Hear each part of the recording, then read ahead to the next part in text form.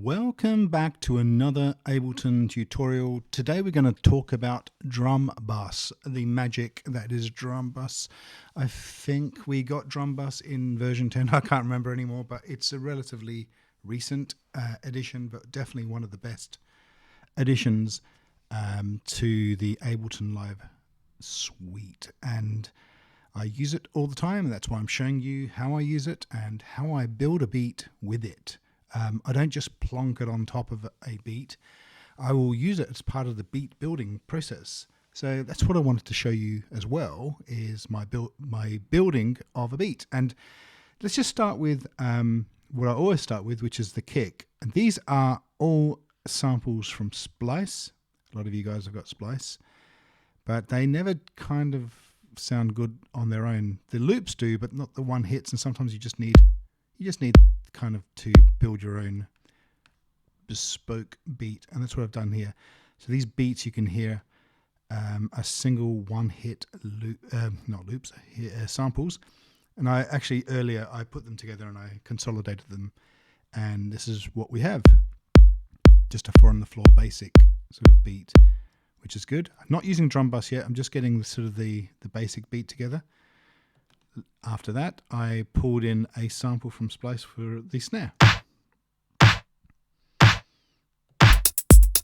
Then you can hear that there's some hi-hats, and this is a hat, just a basic hat, and then you've got this other sort of loop. Now, I tend to put at least one loop in my beat because, you know, 4 on the floor it's kind of static the way it kind of sounds, and the loops that come out of Splice or any kind of sample pack are actually got a bit of rhythm to that, and that's why I've put it in, because it adds a bit of rhythm to that overall loop.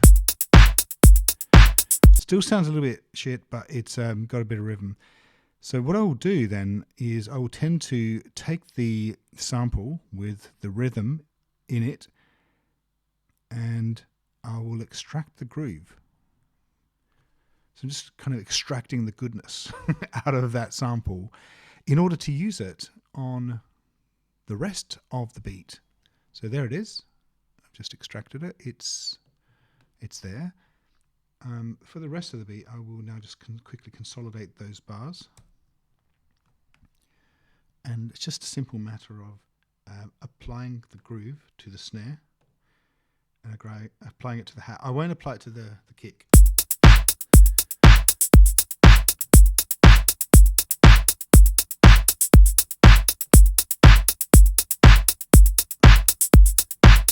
Bit of random.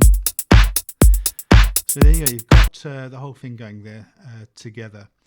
Now, the first thing you'll hear is you need to kind of gain stage around the kick. And to me, the first thing that is obvious is those claps are too loud. So I'm just going to reduce the volume.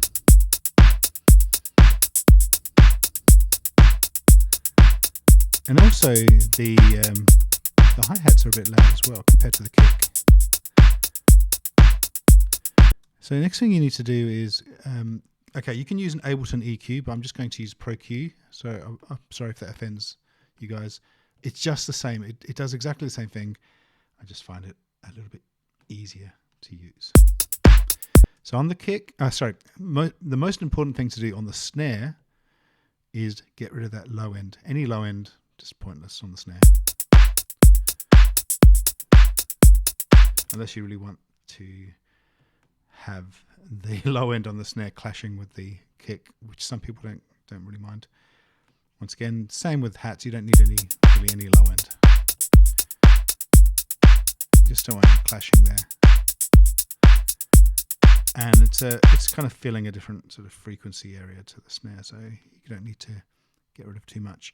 Similarly with the loop, there's not very much down there, but it's just good to get rid of it anyway. So you've done your EQ.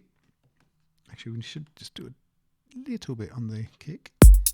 Yeah, so that sort of area in here, just less than 20 kilohertz. It's kind of inaudible, so you just sometimes better just to get rid of it. And This has got no high end at all. So we could just actually just do one a little bit of high end on that, on the kick. So there's your beat. I actually think I'm going to reduce the snares a bit more. So once you put like a drum bus on it, the kick does this. Sorry, the snare just seems to be the thing that sticks out. So now let's just go into drum bus. I just put it in a bit earlier. I did configure it a little bit, but this is kind of a vanilla. It's not a preset or anything like that. But this is the basic drum bus. So it's pretty bland at the moment, and what you want to do is mess with the combinations of all of these to get yourself the right sound. And you might want to try compression as well, but we'll just leave that off for now. So we just leave drive alone and we just listen to crunch. Crunch is where you're going to get a bit of distortion, particularly on the kick and snare. Just a little bit of distortion is fine. Now, boom is where you just want to sort of add a bit more low frequency. I actually think this has got quite a lot of low. We can just listen to what it sounds like if you increase it. Actually, a little bit actually makes it sound good. This is the overall signal processing. This is called damp. Just a little bit of that, and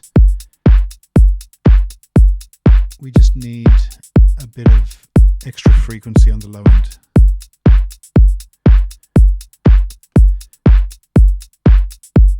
And mid-high emphasis called transients, we can just increase that. Now, this is sounding a bit better, but it still sounds a little bit shit. So what I'm going to do on the snare is I'm going to just get rid of some of the fat body that's in the snare that's annoying me.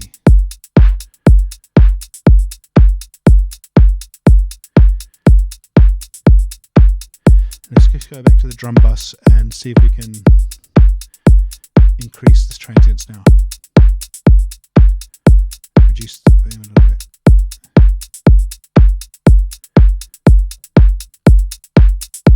So you're just listening like to see how it sounds overall. Sorry about that. And the kick is coming out a bit loud, so I'm going to reduce that in sound, in volume. Sorry.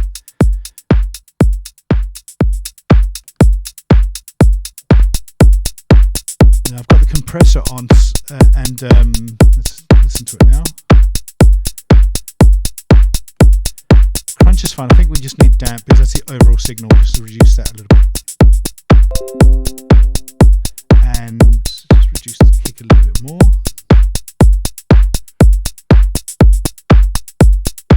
And now we've got too much transient. You can just hear it, so just going to reduce that a little bit more.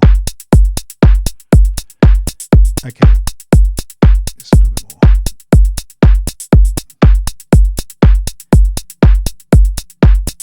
We can also get rid of a bit of the sort of reduce the decay rate of the low frequencies. Let's just do that.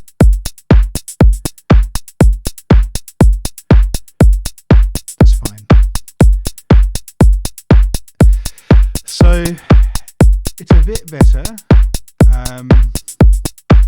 but I'm still hearing too much transient. It's better.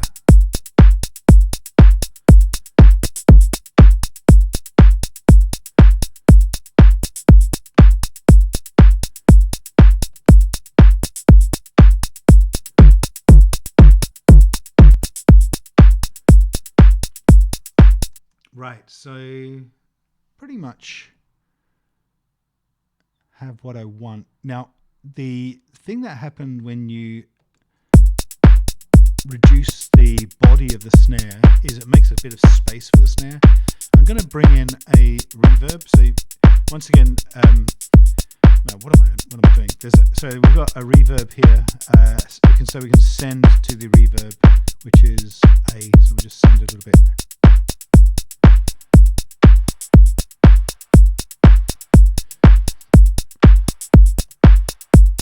And also I'm going to just reduce the sustain on this envelope, reduce the volume of the sustain a bit, just to make it a bit tighter. And while all that reduction's happening, the hi-hats are sounding louder and louder, so we just have to match the volume in the hi-hats.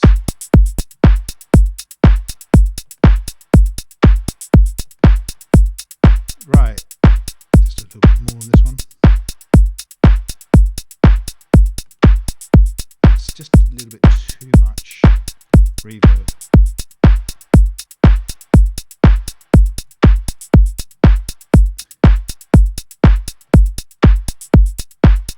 So what you want to do after that is listen to it with a bass or just some other sort of thing, just some other instrument that can dance with the beat. So let's listen to it with a slap bass.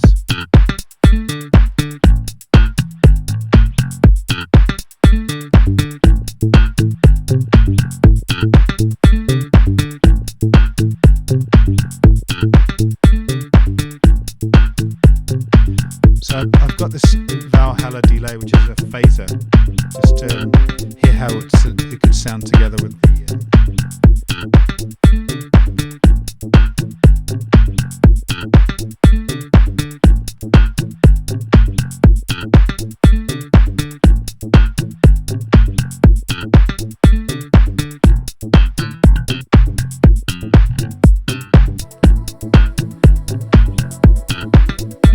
So there's enough space, I think, in that beat to get us a decent sound. So that's it from me, and I hope this was helpful to you guys, and see you later.